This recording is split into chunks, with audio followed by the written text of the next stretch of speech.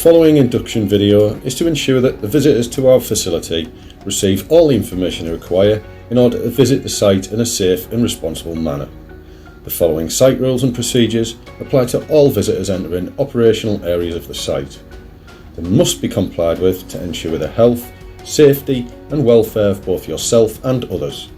Failure to follow these rules may restrict you or your employer from visiting all your waste facilities, so please, if in doubt, ask a member of site staff for advice, clarification or assistance.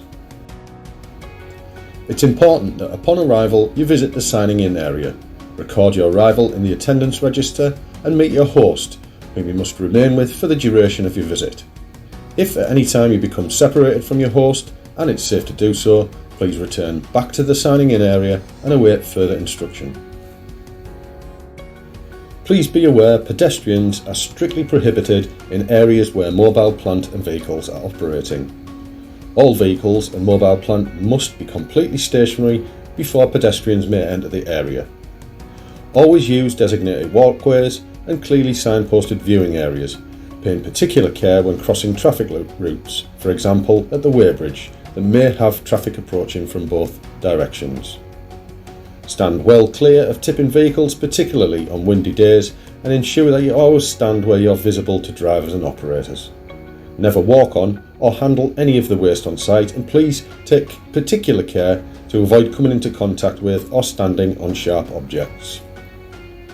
Personal protective equipment is mandatory and must be worn at all times in operational areas of the site. Safety footwear, high-vis jacket or waistcoat, hard hat, eye protection and gloves are the minimum requirements for all visitors, the exact specification of which can be found in our induction notes.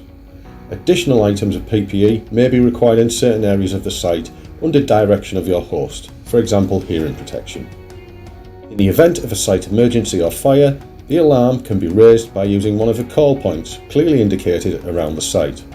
If you hear the site alarm, please report to the site assembly point immediately with your host and await further instruction.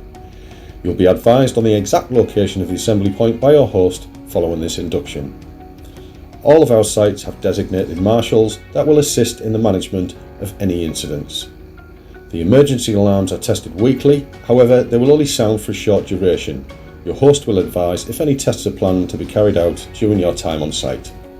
Smoking, including e-cigarettes, is only permitted in specially designated areas on site. Your host will advise you where this area is if required. However, please note that smoking is strictly forbidden in all other areas of the site, including inside vehicles. The safety of everyone on our facility is your waste number one priority. If at any point you're in doubt, stop what you're doing, call site staff and inform them of the situation.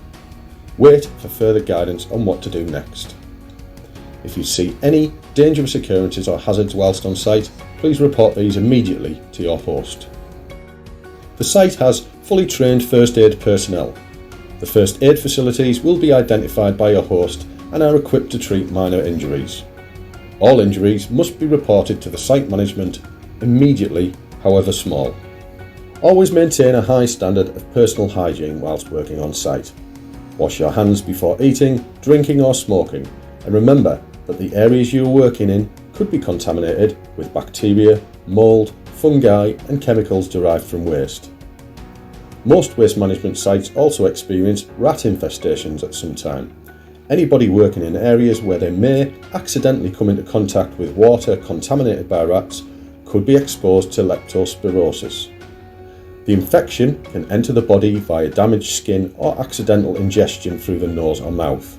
Further information can be found in your induction notes. Finally, it's important for us to know when you've left our facility, so please don't forget to sign out as you leave. Now that you've been given instruction on our basic site safety requirements, you'll be advised of any additional site-specific requirements or information. In addition to this, you'll also be issued with written safety procedures to refer to, and be asked to sign a declaration confirming you will adhere to our safety measures at all times. You should not visit any of our sites if you have COVID-19 symptoms or have tested positive for coronavirus.